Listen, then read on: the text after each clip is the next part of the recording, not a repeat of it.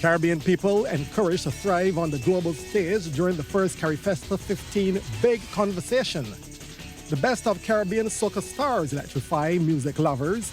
And in sports, Barbados take home 2 single titles at Carebaco. The headline news is brought to you by Carifesta 15, Caribbean Roots, Global Excellence. Broadcasting from our studios in the Pine St. Michael, this is CBC NewsNight, starting now.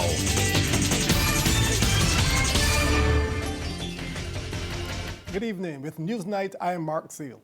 The spirit of cultural pride and forward thinking was alive at Freedom Park today as Carifesta 15 hosted one of its most anticipated conversations. The Big Conversation, one of the festival's most intellectual showcases, brought together regional leaders, members of parliament, delegates, students, artists, and visitors to reflect on the Caribbean's journey and chart a bold path forward. CBC's Deanza Roberts was there and filed this report. Before an engaged audience of cultural practitioners and young minds, speakers tackled the idea of civilization. They challenged the region to embrace its history, harness its talent, and shape its own destiny. The message was clear. Caribbean people must define themselves and strengthen their bonds if they are to thrive on the global stage. Prime Minister of St. Vincent and the Grenadines, Dr. Ralph Gonsalves, described his idea of Caribbean civilization. Through the fever of history, we have fashioned a civilization of a very special kind in this Caribbean, a creolized civilization of high quality, where we have had metaphorically, and we do have metaphorically, a symphony. We are the songs of the indigenous people, the Kalinago, the Garifuna, the Amerindian. We are the rhythm of Africa. We are the melody of Europe. We are the chords of Asia. And we are the homegrown lyrics of the Caribbean. Professor Sir Hilary Beckles, Vice Chancellor of the University of the West Indies, contended that Barbados has fought for civilization for a long time. This is where the first genocide of Europe started, Barbados. When the British arrived here in 1627, the first report back to the king said the following: "We have arrived at the island called Barbados. We have surveyed it. There are no people on this island. It's an empty island. But Your Majesty, there are houses everywhere." Prime Minister of Barbados, Mia Amon Motley, spoke of the role of education in the context of civilization. My fear is that, just like the story in the Bible with Adam and Eve, that the temptation of easy living, the temptation of comfort, the temptation of individualism satisfying you instantly and even in the medium to long term, has dulled the senses of many of our people. And when that is combined with a lack of an appropriate sensitization and education and empowerment of people, we run the risk of being recolonized again. Students from schools across Barbados and young creatives from across the region were also present, signaling that the next generation is central to the vision being crafted. As Carifesta 15 continues, organizers say these conversations are critical to transforming cultural celebration into lasting development and regional pride. Deanza Roberts, CBC News. A massive soca-loving crowd was treated to some of the best exponents of the genre in the Caribbean at the first Carifesta 15 Super Concert last night. The event was held at the Richardstown Amphitheatre within the National Botanical Gardens. Our Anessa Henry was there and filed this report. The first Carifesta Super Concert was undoubtedly the ultimate celebration of music. Electrifying performances on stage charged up the crowd, creating the right vibes. From Cayman Islands in the north to Guyana in the south, Artists from CARICOM nations took to the stage, delivering hit after hit. St. Vincent's Skinny Fabulous was behaving the worst, like only he knows how to.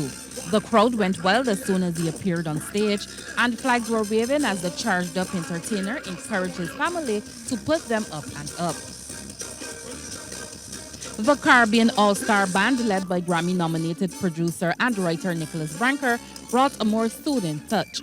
The band played a selection of soca, jazz phrasing on a kaiso beat, and reggae step under a gospel lift.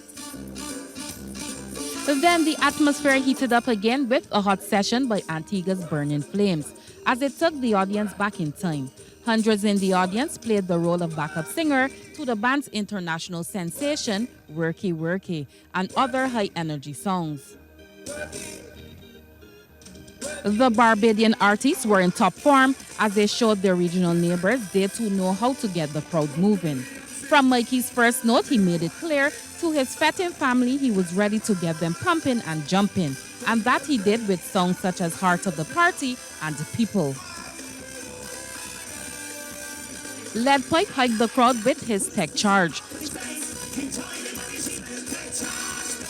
Straight from performing the CARICOM song at the Carifesta opening ceremony in Queen's Park, Songbird Nikita took Cari Festival to the Gardens. The Most Honorable Dr. Stetson Red Plastic Bag Wiltshire performed his well-known 1990s hit Raga Raga, and as he did all crop over, Lil Rick was calling 911 and singing about all is rum. Yet, even after partying from 8 p.m., the crowd responded with a surge of energy as Trinidadian superstar Marshall Montano sent shockwaves when he started his approximately hour-long energetic performance. The King of Soca and his HD band began their session with the unmatched party energy track Party, followed by several more hits. A number of other artists and DJs also showcased their skills and talents during the 8-hour-long event.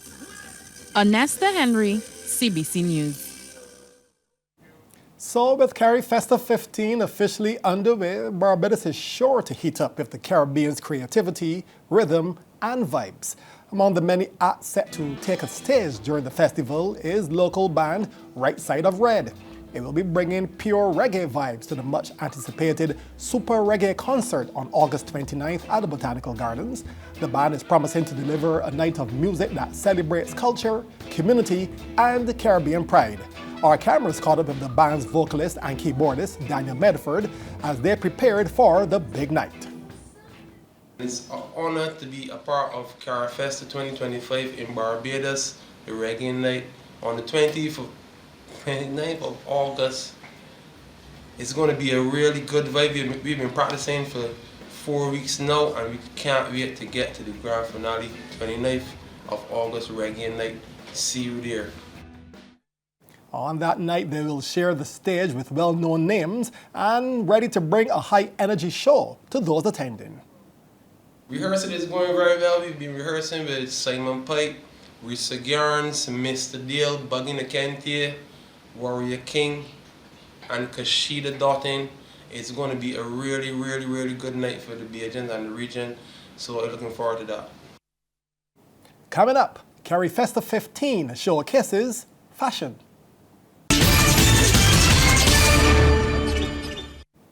It was all about fashion, flair, and flavors of the Caribbean at the city today. The historic Broad Street was transformed into a catwalk as it became fashion central for Carifesta 15 celebrations. The Carifesta 15 Aisle Style Fashion Show attracted scores of people who lined the streets to see bold, creative fashion deeply rooted in Caribbean culture. The participating designers from across the region proudly showcased their work, which told stories, made statements, and turned heads. The show featured several homegrown talents and also works from Trinidad and Tobago, Jamaica, Grenada, and Africa. To ensure the proceedings on the catwalk came off without any interruptions, Broad Street was closed to traffic this morning. Prime Minister Mia Amor-Motley was among those taking in what the designers had to offer and was caught on camera taking a few pictures. On her way to the catwalk from Hero Square, where she participated in the first session of the Big Conversation series, Prime Minister Motley took time to have friendly conversations with welcoming vendors. She was even seeking to find that perfect pear, which will be ready to eat tomorrow from a vendor's tray. With Carifesta 15 shining a spotlight on Caribbean arts and culture, a government minister has expressed concern that some of Barbados' cultural stories are not being passed on from one generation to the next. He is Minister of People Empowerment and Elder Affairs, Kirk Humphrey, who was speaking at his annual back-to-school give-back at the Graydon Sealy Secondary School. He says some of the key characters and stories told in Barbadian folklore are being slowly forgotten. Minister Humphrey believes that these are important stories that need to be told and captured as part of the island's cultural identity. I think we've lost a lot of it though. Yeah. You know, I was saying very recently to myself that we used to be able to tell the story of Aussie Moore. Yeah. There are very few people under a certain age who know Aussie Moore's story or anything to do with Aussie Moore. You know, we're going to lose King Dial and what King Dial meant as a character and just these things, you know. Yesterday during the production there was a Heartman. Nobody knows the Heartman. And I just think that we have to capture these things in the now or we're going to lose them and that's going to be to the detriment of Barbados. Minister Humphrey says that his ministry understands the importance of these stories to the history and culture of Barbados, and they are doing things to make sure that the stories are protected and passed on. When I was Minister of Maritime Affairs, I started trying to capture the stories of older fishermen before we lost it. And now we've started a program where we're capturing the different memories, which really and truly are stories of Barbados from the older persons. We have to capture those stories before we lose them. I was trying to teach my daughter very recently how to make a lizard hook. I don't know if you know how to do that, but how you make a lizard hook, just using the thing you pull out. And people don't do those things anymore, but that is essentially who we are. And one, you get to spend time with your children when you do it. But two, you pass on values from one generation to the other generation. But we've worked very closely with the NCF. We're designing the program now to be able to do culture as part of who we are. Coming up in sports, Barbados win medals in badminton and squash. Barbados won 2 gold medals in the under-11 category as the Carebaco Junior Badminton Tournament came to an end at the Wildy Gym today. Liam Clark defeated Trinidad and Tobago's Michael Balvin in the boys' final, while Yasmin Eastman brushed aside Devonye Vincent, also of Trinidad. CBC's Anmar Goodrich Boys reports. First of 2 under-11 singles final, Yasmin Eastman representing Barbados in the blue and yellow, taking on Devonye Vincent of Trinidad and Tobago. We pick up the action with Eastman already leading 10-4, but she gives Vincent a point here, hitting the shuttlecock long. But Eastman too was helped by errors from Vincent. The serve is out of bounds. Already stamping her authority on the first game, Eastman was already showing pure dominance. Decent rally here before Vincent is unable to return. Good shot from the Bajan Wonder Girl, who took the first game 21-12. Second game now, change of ends. Vincent with no choice but to win to force a third set. The pressure was on at this stage, but despite this point, she trails 7-18, staring defeat in the face. But you have to give credit to Eastman, flying the Barbados flag high and proud. This was match point, and she forces Vincent to hit out of bounds, and it's a crowning moment for the Barbadian at home, winning the goal 21-12, 21-9. Over to the boys under-11 final, where we pick it up in the deciding game. Liam Clark, the Barbadian in the blue shirt, up against Michael Balvin of Trinidad and Tobago. Clark took the first game 21-19 before Balvin fought back 14-21, so it was all down to this. Clark, the hometown boy, with a slight advantage, 13-11, and he moved a step closer here.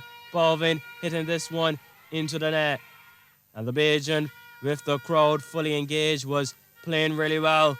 Here, nice rally between both players, but it comes to an end when Balvin is unable to return. Clark now within touching distance of the goal. Balvin was still believing, but it would take something special to come back from here, and for him, it just wasn't to be. He finds the net, and it meant that Clark was victorious, winning 21-19, 14-21, 21-15. and more Goodrich boys. CBC Sports. Meanwhile, Barbados player Margot Pro has won bronze at the Pan Am Senior Squash Championships being played in Rio de Janeiro, Brazil. Competing in the women's singles, Pro defeated Venezuela's Luciana Castillo 11-3, 12-10, 11-8 in the round of 32. She then progressed at the round of 16 with victory over Bermuda's Sydney Wallace 11-5, 11-6, 11-love. Pro had more success winning her quarterfinal against Fiorella Gatti of Paraguay 11-7, 14-12, 6-11, 11-7. However, she fell at the semifinals to Canada's Holly Norton 2-11, 11-5, 9-11, 11-7, 11-3. But that still meant that she won the bronze. In football, Empire Blues are the inaugural champions of the Scrimmage Fest football competition after defeating RSG Ballers in the final at Deacons. Anmar Goodrich Boys reports. $5,000 up for grabs for the winners of Scrimmage Fest 2025. Good old Bajan small bars football on display in Deacons Farm, St. Michael. The final featuring Empire Blues and RSG Ballers. 0-0 at halftime. Not much chances either, so we're into the second half. 3 corners conceded, a penalty, and that's what happened here. Spot kick to the Blues. Jermaine Richards then stepped up, and that's as cool as you like. Converts. Empire Blues 1, RSG Ballers 0, and that's how it ended. Empire Blues, the champions of Scrimmage Fest 2025. And more Goodrich Boys, CBC Sports. Well, that's our news. Thank you for joining us. Enjoy the rest of your evening.